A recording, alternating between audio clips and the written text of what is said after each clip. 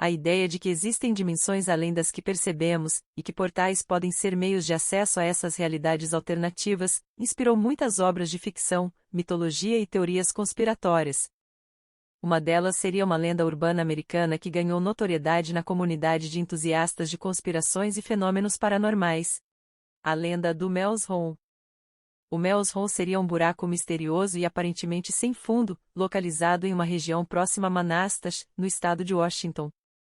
Os locais diziam que o buraco estaria amaldiçoado, e os primeiros colonos o apelidaram de o Buraco do Diabo.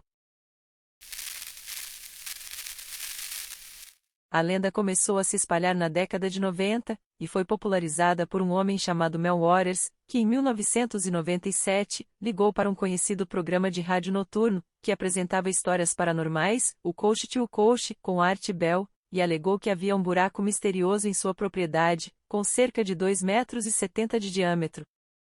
Waters, seus vizinhos e os proprietários anteriores usavam regularmente o buraco como uma lixeira natural, mas de alguma forma, ele nunca enchia, e nunca dava para ouvir nenhum som de impacto, quando os objetos eram jogados. Curioso, Waters decidiu testar a profundidade do buraco, colocando um peso amarrado a uma grande quantidade de linha de pesca, um pouco mais de 24 mil metros, porém a linha nunca atingiu o fundo.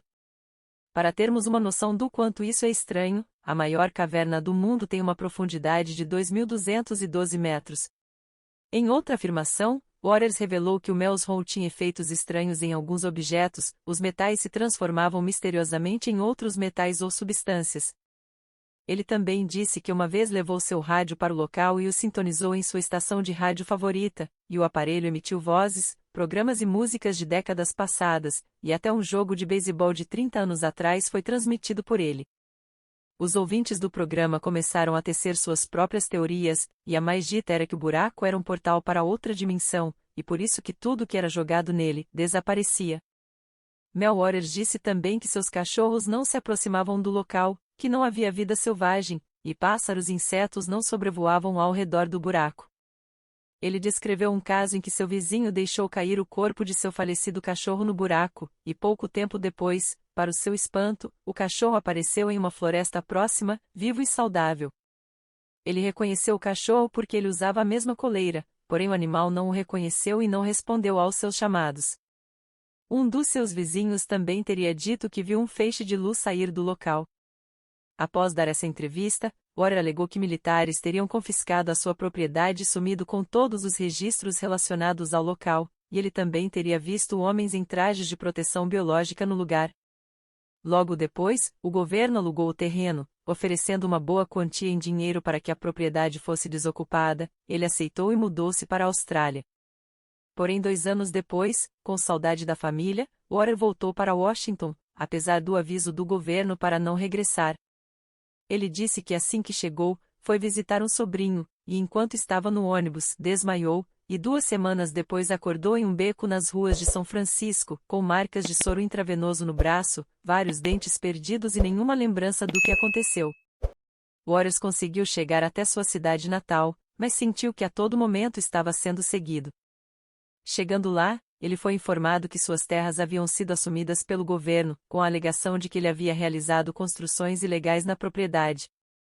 Para corroborar a história de Waters, uma equipe de televisão foi até o local para tentar achar o buraco, mas não o encontraram. No entanto, a equipe viu vários vestígios de que os militares realmente estiveram na região. Logo após esses acontecimentos, Mel ligou novamente para o programa da rádio e disse que uma tribo nativa americana teria entrado em contato com ele, e pedido para que ele fosse até Nevada para ajudá-los a pesquisar um outro buraco sem fundo, que existia há mais de 200 anos, próximo à propriedade deles. O buraco estava localizado em terras públicas que eram usadas pelos bascos, um grupo étnico que colonizou Nevada em meados de 1800, e usa estas terras para pastorear ovelhas. Eles consideravam o buraco e a terra ao redor dele sagrada, e segundo Mel Waters, esse buraco tinha as mesmas dimensões do que existia em sua propriedade, com a diferença de que esse tinha um revestimento de metal, enquanto o outro era de tijolos.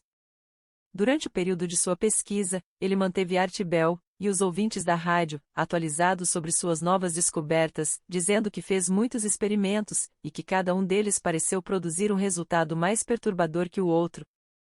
Um deles seria quando ele desceu um balde com gelo, até 457 metros, e quando levantou, percebeu que o gelo não derreteu, e o mais estranho, o gelo estava quente, e havia se transformado em uma substância inflamável, que queimou por meses. Mas as bizarrices não pararam por aí. Waters também alegou que o local tinha o poder de curar doenças, e que ele e outras pessoas haviam se beneficiado desse suposto poder de cura. Art o convenceu a participar de uma outra entrevista e a levar fotos e gravações do local, porém, após essa última conversa, Art nunca mais conseguiu falar com Mel Waters. Desde as ligações de Mel Waters para o programa de rádio, anos atrás, as conversas sobre o buraco sem fim continuam. Muitos acreditam que o Maelstrom é uma farsa elaborada, já outros creem que a história é real. Até hoje, esse evento permanece envolto em mistérios e controvérsias, mas mesmo assim, o Maelstrom continua sendo uma das histórias mais intrigantes e enigmáticas no mundo das lendas urbanas e do paranormal. Obrigada por assistir, e até o próximo vídeo.